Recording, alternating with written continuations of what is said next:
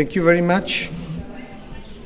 Let me, first of all, to give my personal gratitude to the organizing committee of this interesting meeting. It's a very pleasure and honor for me to stay here with you, and I hope to give my contribution to this meeting, which is a real multidisciplinary symposium, since you know that the thyroid disease and the diabetic disease involve not only endocrinology specialists like you, but also specialists in internal medicine like me, and cardiologists and nephrologists and so on and so forth.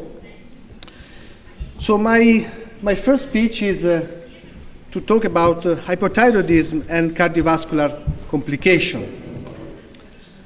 And let me start remind you the concept that the cardiovascular disease accounts at present for more than 15 million of deaths each year.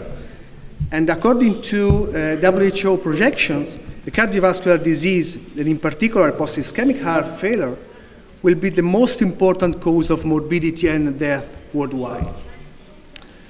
And among the thyroid disorders, which include, of course, hyperthyroidism and hypothyroidism, you are aware that hypothyroidism has a great prevalence in Europe and the US, affecting between 4% and 10% of the entire population, while subclinical hypothyroidism is reported to be greater than 10%. Well, these two clinical conditions are in strict connection with each other. Why this? But of course, because the heart is one of the main targets of thyroid hormones, and in particular triiodothyronine, which is the great part of the hormone produced by the thyroid, which is converted from T4 in the periphery. And the heart is a main target of this hormone, so has several consequences. In particular, we know that thyroid hormones has several effects within the cardiomyocyte via genomic and non-genomic action. And in this cartoon, I try to summarize this. We know that T3 enters directly into the cardiomyocytes, or from T4 when it's converted to T3 via dialtyrosine 2, and then it works with non-genomic action, in particular by activating the survival pathways such as PY3 A kappa T, or suppression of P38 and PK, and decreasing oxidative stress within the mitochondria. Or it acts with genomic action, and then is able to decrease fibrosis, to enhance calcium transients, to enhance contractility, and to activate some mitochondrial biogenesis. In other, maybe more simple words, we know that the thyroid hormones has several direct action on cardiomyocytes: direct genomic action, binding to nuclear receptors, or extranuclear non-genomic action on the ion channels, and this leads to an increased myocardial contractility. The other part, the thyroid hormones exert indirect action by sympathetic nervous system or by the vasculature.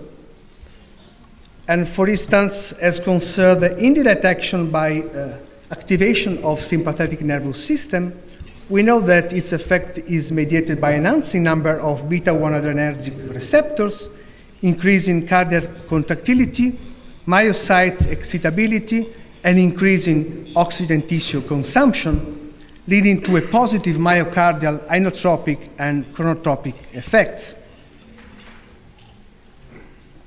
Another important indirect action played by thyroid hormones on the cardiovascular status is through the vasculature, through non-genomic effect, which include increase in tissue metabolism and thermogenesis, activation of sodium, potassium, and calcium membrane ion channel, and involvement in signaling pathway leading to increase endothelial nitric oxide availability and increasing calcium reuptake in vascular smooth muscle cells.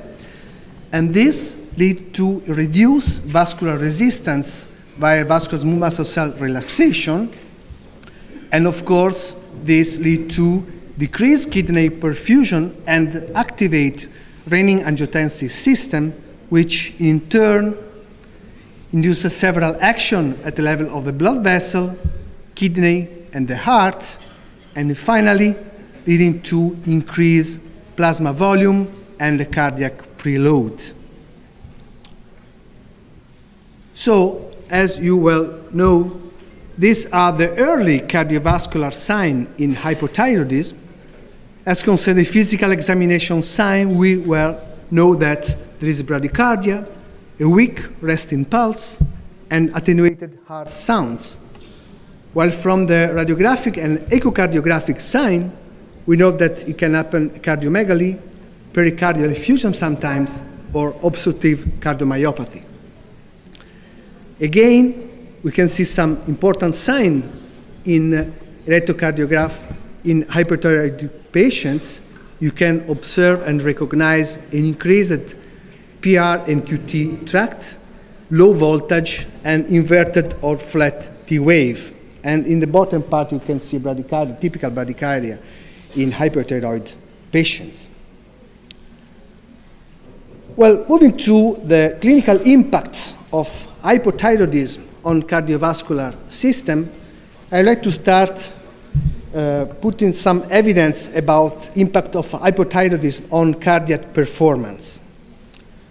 And one of the first demonstration of the negative impact of hypothyroidism on cardiac performance was published in 2001 by these authors, evidencing that patients with hypothyroidism were characterized by altered echocardiographic indexes of left ventricular diastolic dysfunction, in particular reduced E on A ratio and an increment of intraventricular relaxation time. These are two recognized indexes of left ventricular diastolic dysfunction. And these patients, hypothyroid patients, were characterized by this characteristic of electrocardiographic devices. And the same authors found that this alteration was reversible because after patient become euthyroid upon levothyroxine therapy, these parameters were significantly improved. You can see here the augmentation of E on A ratio and the reduction of the IVRT indexes. So this cardiac alteration was reversible upon normalization of the thyroid function.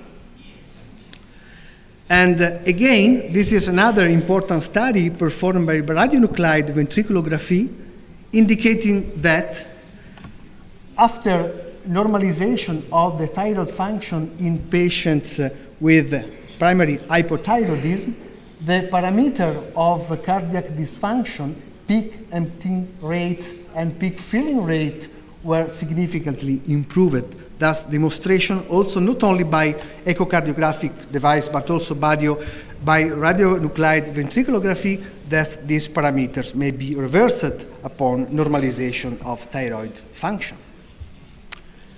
And what is the main guilty of this cardiac alteration in hypothyroid patient? Probably is the T3 hormone, being the main regulator of gene expression in myocardial muscle, as I showed you just a couple of minutes ago. And for this reason, a T3 decrement affects myocardial contractility and remodeling. So it is not surprising what these authors found. Dr. Gervasi is a good clinician from my university, demonstrating on circulation on 2003 that the low T3 syndrome was a strong prognostic predictor of death in patients with heart disease. In this study, authors recruited a lot of patients with heart disease, mainly affected by idiopathic post-ischemic dilated cardiomyopathy, previous acute myocardial infarction, hypertrophic cardiomyopathy, or pericarditis, and they divided them according to FT3 plasma levels. And they found that patients characterized by reduced FT3 levels were characterized by a worse prognosis. So FT3 was seen as the most potent and independent predictor of survival time. And in line with these findings, in this retrospective study performed on 14,000 participants from the NHANES-3 survey, the authors found that among patients with cardiac heart failure, those characterized by hypothyroidism were exposed to a higher risk of all-cause mortality, indicating that within a cardiac disease such as heart disease, heart failure, the presence of hypothyroidism interferes with the worst prognosis. This is a very important finding in this sense. What about the cardiac impact of subclinical hypothyroidism? This is another interesting aspect which is strongly studied, especially in my university by some colleagues. Well, Aghini Lombardi is another scientist from the University of Pisa, a strong collaborator of Professor Pinchera, demonstrated several years ago that patients with subclinical hypothyroidism were characterized by early functional alteration of left ventricular myocardium. And he was able to demonstrate that not only by conventional echocardiography, indicating a reduced E-on-A ratio, which you remember is an early index of cardiac diastolic function, but also by a newer intramyocardic ultrasonic technique, the integrated backscatter, by CVI, which is the cyclic variation index, which is an index of myocardial intrinsic contractility. And you can see here that patients with subclinical hypothyroidism were characterized by a reduced CVI. So not only echocardiographic indexes of diastolic dysfunction, but also index of intrinsic contractility, which is reduced, significantly reduced in the presence of subclinical hypothyroidism. And again, these findings were confirmed by another point of view. This paper, the authors evidenced by a magnetic resonance imaging study that the presence of subclinical hypothyroidism is able to affect the cardiac pump performance. And in particular, let me show you that they measured the end diastolic volume, which is an index of reduced cardiac preload, and they found that there was a negative relationship between this parameter and increasing levels of TSH. And on the right, you can see that these authors found also a negative relationship between stroke volume or cardiac index, two indexes of an increment of cardiac afterload. These two parameters were in relationship, in negative relationship with increasing levels of TSH. And of importance, these authors found that patients treated with levothyroxine, so when they become euthyroid, these parameters were significantly improved. You can see the black circles indicating patients becoming euthyroid upon therapy. Again, this is another interesting evidence indicating that subclinical hypothyroidism is strongly associated with the risk of heart failure. This is a prospective analysis of a longitudinal cohort study indicating that the presence of elevated TSH levels, in particular for values greater than 7.0, you can see here, were associated with an increased risk of heart failure.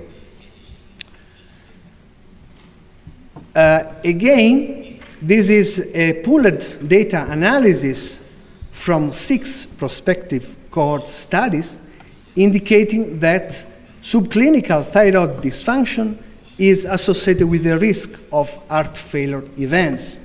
In particular, as concerns hypothyroidism, you can see that patients characterized by greater levels of TSH than 10 were characterized by significant risk to develop heart failure events.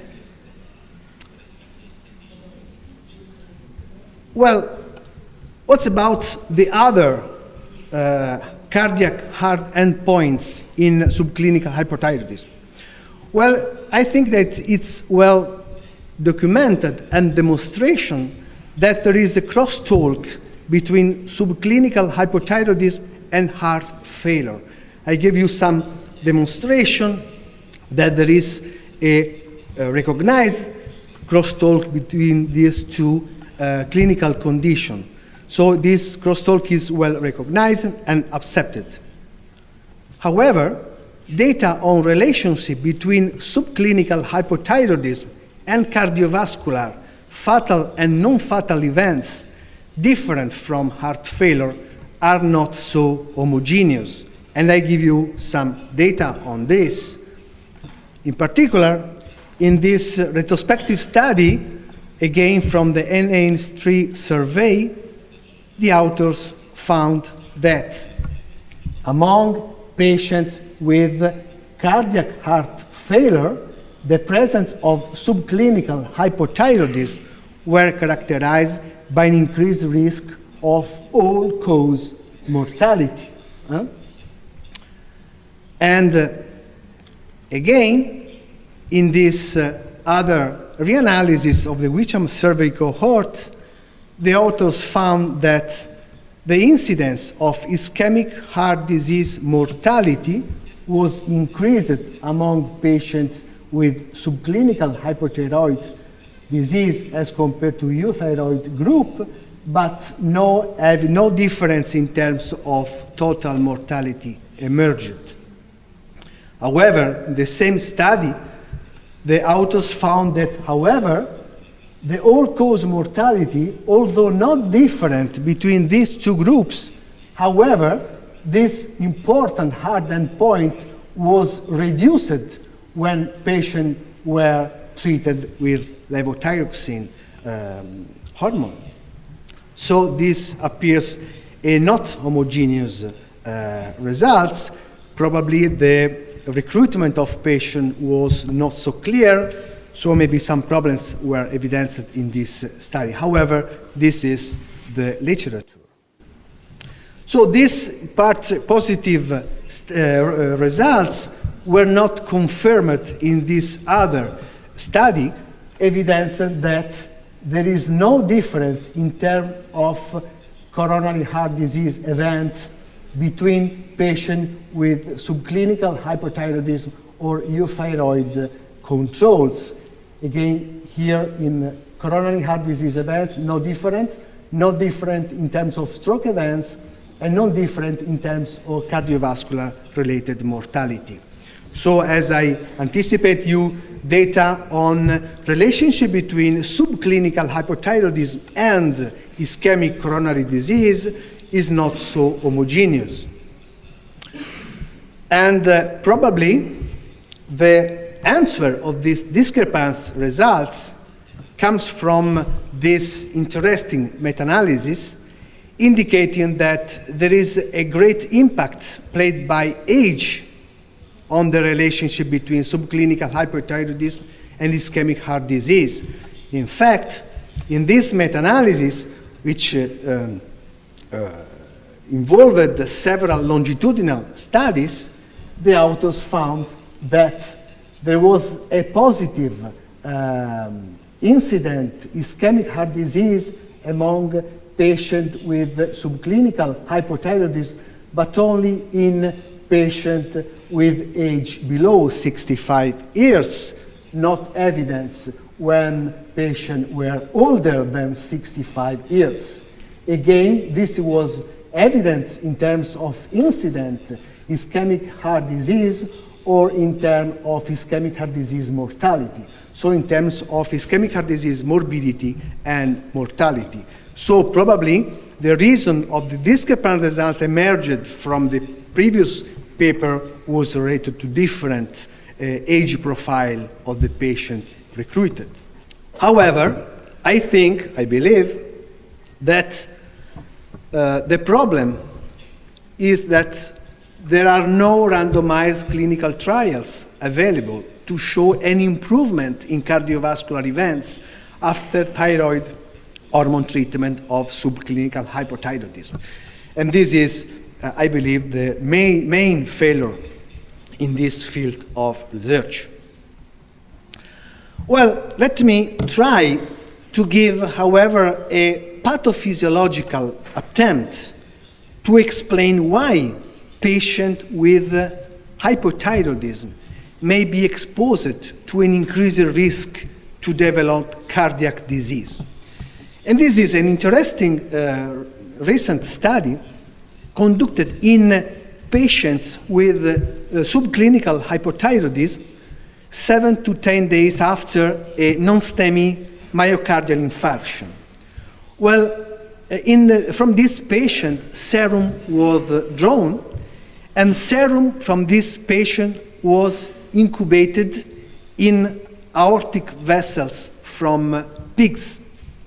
And this is some immunohistochemistry analysis, immunohistochemistry pictures, evidencing that when the vessels, animal vessels, was incubated with the serum from patient with subclinical hypothyroidism upon myocardial infarction, this vessel developed thrombus, which was much evident than vessel incubated with serum from euthyroid patients. So probably the explanation is that serum TSH level is a continuous variable as an independent predictor or thrombus area. So maybe the blood from this patient is more thrombogenic, is affected by more evident thrombogenicity. So this is a tentative to explain from the pathophysiological point of view the increased risk of cardiac disease in this important patient. Well, let me briefly discuss with you another important aspect of the impact of hypothyroidism on cardiovascular system, which is the arterial stiffness. Well, you know that today there is a modern approach to consider the vascular tree, which is the propagative model. In other words, we know that the left ventricular ejection volume generates a forward pulse wave through the aorta toward the periphery, and this forward pulse wave, when it reaches the periphery, the microcirculation, comes back generating a reflective wave which in some way affects the aortic blood pressure. And several papers demonstrated that there is a strong direct relationship between arterial stiffness, so the loss of arterial compliance, and the pulse wave velocity. A real strong direct relationship. And today, we are able to detect the aortic stiffness by the arterial tonometry, able to measure the carotid femoral pulse wave velocity, which is an index, of course, of aortic arterial stiffness. And by this methodology, some authors were able to demonstrate that patients with subclinical hypothyroidism were, here you can see here, as compared to normal controls, were characterized by increased pulse wave velocity. So there is a positive impact of subclinical hypothyroidism in terms of developing arterial stiffness. And of course, in this paper, the authors found that this altered parameter was reversible upon levothyroxine intake, and then after 5 months of levothyroxine intake, so when patients become euthyroid, this parameter was significantly improved. So this vascular parameter is reversible by thyroxine intake. And this is important. Why is it important to know if our patients are characterized by an increased arterial stiffness? Because arterial stiffness is considered an independent predictor of cardiovascular events and all-cause mortality. This is a great meta-analysis published by Baklopoulos in JACC in 2010, demonstrating that pulse wave velocity is an independent prognostic event. Well, another aspect, this is my specific field of research in the last 10 years, is the impact of hypothyroidism on endothelial dysfunction. And this is an experiment that I conducted in my lab a few years ago. In particular, we recruited patients with subclinical hypothyroidism consequent to Hashimoto thyroiditis, and we evaluate the endothelial function at the level of the forearm microcirculation. So we cannulated the brachial artery of our patients, and through the cannula, we were able to inject directly in arterial vascular tree of the forearm and endothelium-dependent agonists such as acetylcholine. And we repeated the experiment in the presence of LNMMA, which is a specific antagonist of, if I, in healthy subjects, infuse acetylcholine, I can see a certain degree of vasodilation. And this vasodilation is reduced by NMMA, indicating that there is a lot of nitric oxide availability. Well, patients with subclinical hypothyroidism were characterized by a blunted response to acetylcholine as compared to our control subjects, and importantly, this reduced vasodilation was resistant to LMA as compared to controls, indicating that in the forearm microcirculation of patients with subclinical hypothyroidism, there is endothelial dysfunction consequent to a reduced nitric oxide availability. Then we continue our experiment, and we observed that in patients with subclinical hypothyroidism, when we infused systemic indomethacin, so an anti-inflammatory compound, we were able to improve the response to acetylcholine and to restore the nitric oxide availability. And of importance, we found exactly identical results when we replaced indomethacin with ascorbic acid, intraarterial ascorbic acid. We found exactly the same results. So, in summary, we were able to propose that probably in subclinical hypothyroid patients, the low-grade inflammation is able to trigger reactive oxygen species as a pathogenic mechanism of reduced nitric oxide availability. In other words, there is a pro-inflammatory stimulus, probably by cytokines, able to stimulate some sources of oxidative stress, such as NADPH, xanthine oxidase, inosine coupling, or cyclooxygenase 1 or 2, able to stimulate the production of reactive oxygen species, which finally determines a breakdown of nitric oxide availability. And you will ask me why you talk me about endothelial dysfunction. I talk you about endothelial dysfunction because endothelial dysfunction is considered an early step of the atherosclerotic disease. Don't forget that in healthy condition, nitric oxide from our endothelium is able to counteract all these mechanisms involved in the pathophysiological development of the atherosclerotic process. In contrast, in the presence of cardiovascular risk factors, here you can write hypertension, hypercholesterolemia, diabetes, smoking history, and maybe also subclinical hypothyroidism. The presence of reactive oxygen species is able to destroy nitric oxide availability. And finally, in this pathological condition, endothelial dysfunction becomes per se a promoter of atherosclerotic process.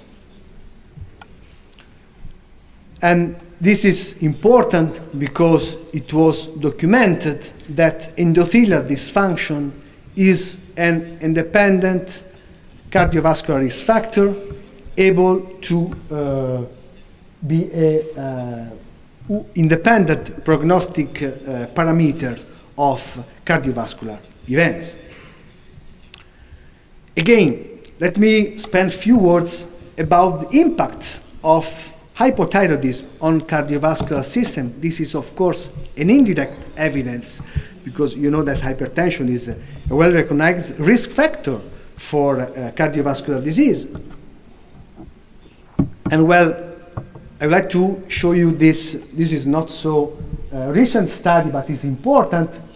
In this paper published maybe 30 years ago, more than 20 years ago, the authors was able to find that patients with chronic thyroiditis were characterized by increased levels of blood pressure, in particular the diastolic blood pressure, when they reached the age of 50 age. And again, these authors found that this negative impact was once again reversed upon adequate amount of levothyroxine. So when patient, when successfully treated with levothyroxine and they become euthyroid, the blood pressure levels, both the systolic then the diastolic, fell down.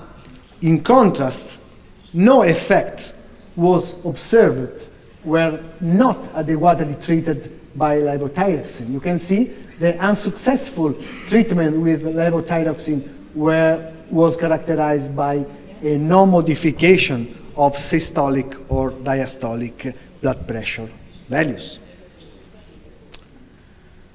And again, this is another study conducted by Enza Fomei from our university. Enza Fomei was able to observe that LT4 therapy is able to influence blood pressure homeostasis. These were normotensive patients who become hypothyroid after total thyroidectomy for cancer.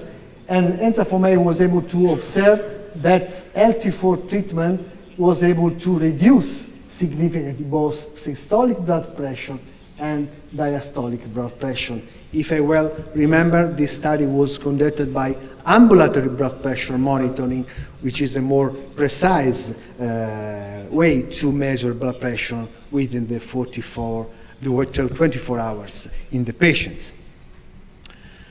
So finally, these are my 3 to 4 last slides, another indirect impact of hypothyroidism on cardiovascular complication, hypercholesterolemia.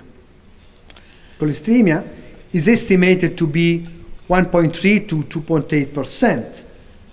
And again, in 90% of patients with hypothyroidism, hypercholesterolemia coexist. So I believe strong data put together these two clinical conditions. And these are the impacts of hypothyroidism on lipid alteration.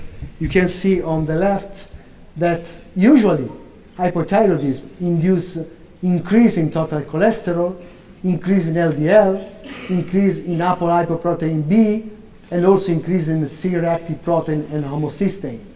And the molecular mechanism include a decrease in number of LDL receptors, a decrease in LDL receptor activity, and a decrease in LDL clearance. And finally, I would like to show this interesting study who had an interesting working hypothesis to demonstrate that over-hypothyroidism is able to cause cardiac lipid deposition and then ultimately induce cardiac dysfunction. In other words, to put in strict relationship the local lipid deposition in terms of cardiac dysfunction. And here you can see that they recruited patients, control patient and hypothyroid patient after thyroidectomy. And these patients were characterized by altered cardiac parameters in terms of diastolic dysfunction and systolic dysfunction as well. You can see here left ventricular global function index, which is reduced among hypothyroid patients, and of course a different lipid profile. These were characterized by higher hypercholesterolemia. Well, when these patients become euthyroid upon LT4 therapy intake, these parameters, the cardiac parameters were normalized, global index was ameliorated, and the lipid profile was significantly ameliorated. But what it was really interesting was the demonstration by the magnetic resonance that levothyroxine replacement was able to reduce myocardial lipid accumulation. So, I believe that there is a strong relationship between hypothyroidism and hypercholesterolemia. But again, when we look at the subclinical hypothyroidism in terms of hypercholesterolemia, results are not so homogeneous. In fact, it was demonstrated that elevated plasma lipid levels are also evident in some patients with subclinical hypothyroidism. However, in the Wickham and NAIMS-3 surveys, no link was found between subclinical hypothyroidism and hyperlipemia. And again, a positive association was found between increasing serum lipid and TSH levels, also within the normal range. However, no relationship was observed between subclinical hypothyroidism and increased coronary heart disease risk. So not completely homogeneous results.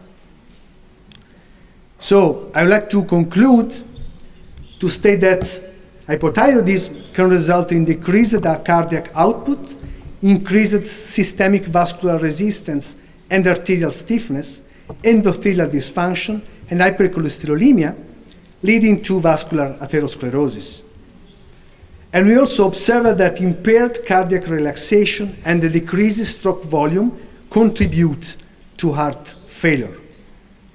And overt hypothyroidism is strongly associated with ischemic heart disease and increased cardiovascular mortality.